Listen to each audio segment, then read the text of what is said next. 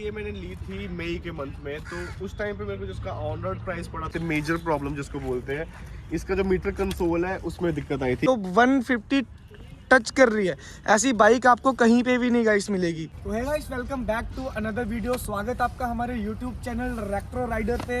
And आज है guys हमारे पास यामा की R15M एंड इसके ऑनर से गाइस बात करेंगे 2023 में क्या प्राइस उनको पड़ा है इस बाइक का एंड क्या एवरेज दे रही है उनको बाइक, एंड उन्होंने स्पेशली यही कलर जो है वो क्यों चूज़ करा।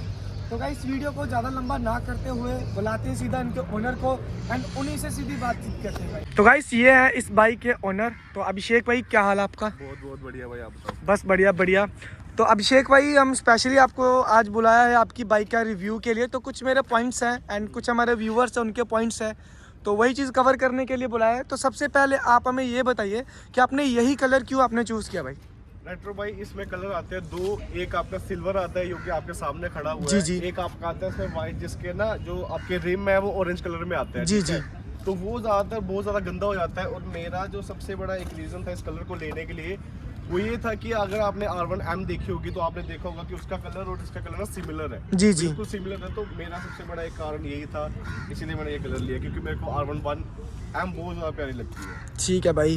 एंड सबसे बड़ा जो क्वेश्चन है वो ये है कि आप ये 2023 में आपको क्या प्राइस पड़ा आपको इस बाइक का? 2023 में मेरे को ये मैंने ली थी मई के मंथ में, तो उस टाइम पे मेरे को जिसका ऑन रोड प्राइस पड़ा था 2,40,000 के करीब पड़ा था। बल्कि वो डिपेंड करता है आपकी सिटीज़ के हिसाब से। जी, यानी कि कहीं अप डाउन हो सकता है ये। जी, यानी कि जो आपने लिया वो 2,40,000 रुपये का आपको पड़ा है। ये गुड़गांव से लिया आपने? जी, आप गुड़गांव से। ठीक है। एंड इसके अलावा एक अदर क्वेश्चन है कि आपको ये जो बाइक है माइलेज क्या दे रही है सिटी में एंड हाईवे के ऊपर? देखो, अभी तक जो मैंने नोटिस किया है, ज़्यादा मैंने कंपेयर तो नहीं किया या फिर ध्यान नहीं दिया, जो मैंने नॉर्मली देखता हूँ मैं, तो वो 40 की एवरेज दे रही है। 40 के करीब ही दे रही है मेरे को ये एवरेज। ओके, यानी कि 40 का दे रही 40 की दे रही है है। जी। ये सिटी में या हाईवे में, या दोनों? ये सिटीज़ में ही दे रही है, क्योंकि हाईवे पे तो ज़्यादा मैं यूज़ करता ही नहीं हूँ, तो सिटी में ओके। यूज़ करता हूँ। ठीक है, हाईवे में मोस्टली ज़्यादा दे सकती है थोड़ी। ठीक है। एंड इसके अलावा आप हमें बताइए इसका जो टायर है, ठीक है, जैसे कि ये बाइक है, फेयरिंग बाइक है सारी, तो इसके टायर का कुछ इशू आया आपको फ्रंट एंड बैक साइड में? देखो, फिलहाल तो मेरे को 4 ही मंथ हुए हैं चलाते हुए, तो अभी तक तो मेरे को ऐसा कोई इशू आया नहीं टायरों के हिसाब से। मे भी जब इसके टायर थोड़े से पुराने होंगे तो उस टाइम पे थोड़ा सा इसका एक्सपीरियंस पता चल पाएगा। आप जी, देख जी। सकते हो अभी तो इसके टायर बिल्कुल ही फ्रेश है, तो जी, ऐसे तो कोई दिक्कत नहीं आई अभी तक। बिल्कुल, अभी तो बिल्कुल नए दिख रहे हैं। एंड बैक साइड का जो टायर है, लीन वगैरह करते टाइम आपको दिक्कत नहीं होती? काफी ज्यादा करता हूँ लीन में, तो आज तक अभी दिक्कत नहीं आई, क्योंकि इसके टायर की शेप ही उसी टाइप की दी हुई है इन्होंने। जी, मे भी जी। आप देख सकते हैं एक बार टायर कैसा है जी, इसका। जी। तो इसका जो क्या साइज है इसके टायर का? इसका टायर का साइज आपका 140 है, मे बी। हाँ, 140-70 इसका 140-70 है, आप चेक कर सकते आप हो। इसको ज्यादा 170-180 भी डलवा सकते हो, वैसे डलवाना चाहो तो। जी, जी। एंड फ्रंट का जो टायर है उसका साइज आप चेक कर सकते हो यहाँ पे, फ्रंट का साइज जो है आपका 100/80 है यहाँ पे। ठीक है, तो टायर का तो मेजरली कोई इशू आपको नहीं दिखा होगा। एंड सेकंड चीज, इसका लाइटिंग में कोई इशू आपको आया हो? क्योंकि लाइटिंग में मैं बताऊं तो लाइट मैं बोलता हूँ थोड़ी सी कम दी है इसके अंदर। ठीक है, जी, जी। जहाँ तक मेरे को फील होता है कि लाइट ना जब हम टर्न पे लीन करते हैं ना रात को, उस टाइम पे बहुत ज्यादा दिक्कत होती है, क्योंकि इसकी जो लाइट है ना वो बिल्कुल ही फ्लैट जाती है आगे जी, तक। जी। तो वो एक दिक्कत यानी कि राइडिंग जो लाइट का जो है वो इशू है ही है। सेम एमटी में भी सेम ही इशू है, जी, जी, बिल्कुल। तो इसमें भी सेम ही है। एंड इसके अलावा अगर हम बात करें नेक्स्ट क्वेश्चंस के बारे में, तो राइडिंग कंफर्टेबल आपको फील होता है इसमें? देखो, मेरी बॉडी पोस्चर के हिसाब से मेरी 6 फीट हाइट है, आप देख सकते हो, प्रॉपर 6 फीट। जी, जी। तो आई डोंट थिंक सो कि राइडिंग पोस्चर मेरे लिए दिक्कत देता है। मेरे को तो बहुत ज्यादा कंफर्टेबल फील होता है। जी, जी, बिल्कुल। आपके पैर भी ना देखो। ज़्यादा मैं झुकता हूँ ना ज्यादा प्रॉपर। दिक्कत उन बंदों को होती है जिसकी हाइट छोटी होती है, उनको बहुत ज्यादा बैंड होना पड़ता है जी, आगे। जिनके पैर ना नीचे लगते हो पूरे। तो उनको बहुत ज्यादा बैंड होना पड़ता है, उनको दिक्कत होती है। अब नॉर्मल है मेरे लिए, तो इतना ज्यादा फील नहीं होता है मेरे को। जी, जी। तो इसके अलावा अभिषेक भाई, जैसे कि मैं चेक कर पा रहा हूँ, इसका जो ग्राउंड क्लियरेंस है वो काफ़ी ज़्यादा कम है। तो आपको कुछ दिक्कत नहीं आती होगी जैसे नीचे लगने की या कुछ भी? देखो, इसका ग्राउंड क्लियरेंस जो सिमिलर, जैसे मैं बात करूं तो आज तक स्पीड ब्रेकर्स पे 1-2 बार टच हुई है नीचे।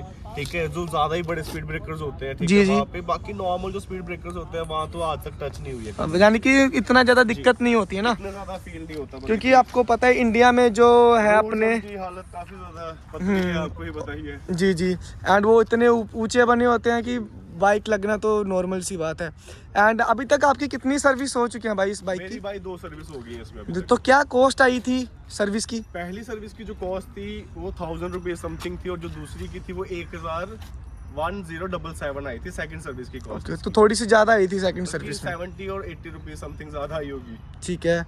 एंड इसके अलावा ये जो इसके सस्पेंशन है, जी। तो इसमें कोई आपको दिक्कत वगैरह कोई आई हो फ्रंट में?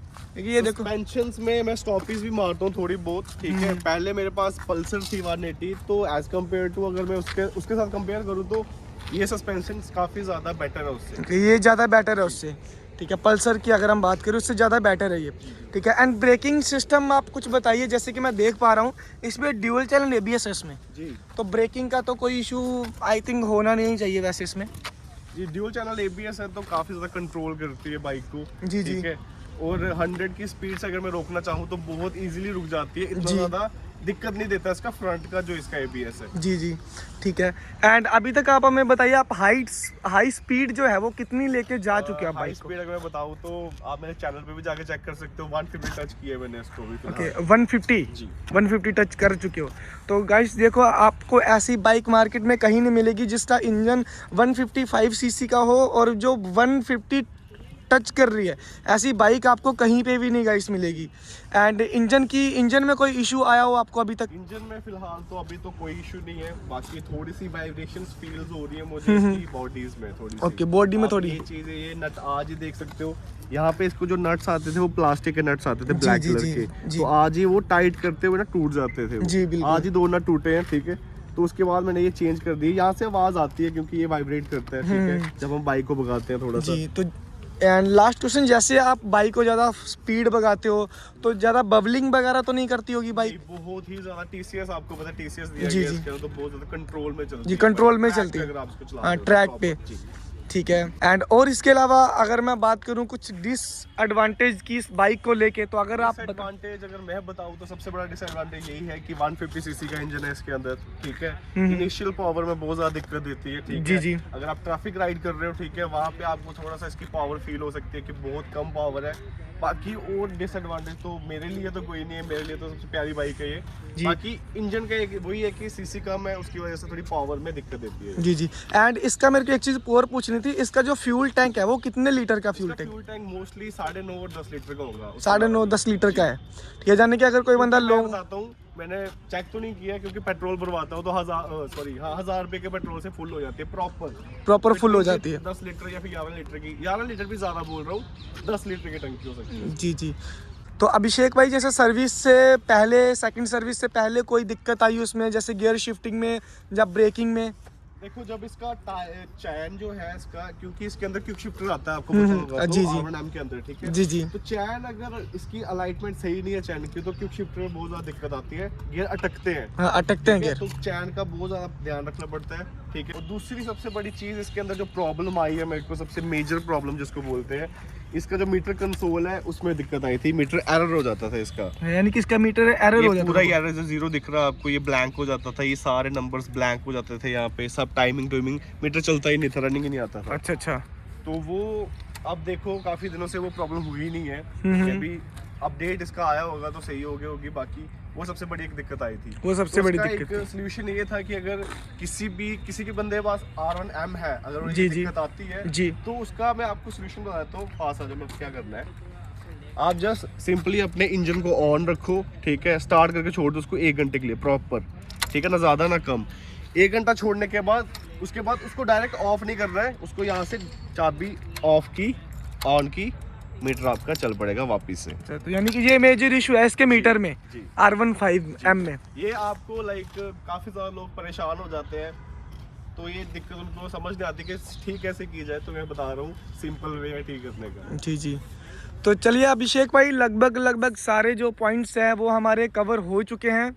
एंड धन्यवाद आपका, आपने अपना कीमती टाइम हमें दिया। तो मिलते हैं आपसे फिर अगली वीडियो में अभिषेक भाई। तो गाइस, जैसे कि आपने देखा, इनके ओनर से हमने बात करी है, तो उन्होंने बताया कुछ पॉइंट्स, उन्होंने बताए हमें कि अभी जैसे कि इसका जो मीटर में प्रॉब्लम आती है, तो वो सबसे बड़ा मेजर इशू है जो कि यामा को इस सेगमेंट में चेंज करना चाहिए। वो भी 2.5 लाख रुपए की बाइक है, एंड फिर भी उसके मीटर में अगर इशू आ रहा है तो वो सबसे बड़ा दिक्कत है इस बाइक के अंदर। बाकी जैसे भाई ने बताया और तो कोई इशू इसमें है नहीं, सब कुछ सेम है, बिल्कुल स्मूथ चलती है जैसे अपने सारी वीडियो में भाई से सुना।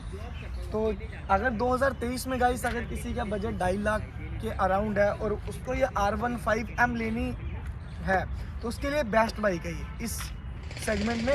एंड ये जो फेयरिंग वाली बाइक है R1 जो नॉर्मल R15 है उससे कई गुना अच्छी बाइक है R15M, ठीक है। तो गाइस चलिए वीडियो को ज़्यादा लंबा ना करते हुए वीडियो को यहीं पे करते हैं ख़त्म। मिलता हूँ मैं गाइस आपसे नेक्स्ट वीडियो में। अगर किसी और बाइक का रिव्यू चाहिए तो आप जाके कमेंट सेक्शन में जाके बता सकते हो। एंड और वीडियोस के लिए आप हमारे चैनल को गाइस सब्सक्राइब करो, लाइक करो एंड वीडियो को जितना हो सके आप शेयर करो। तो मिलता हूँ गाइस आपसे नेक्स्ट वीडियो में, तब तक के लिए बाय बाय गाइस।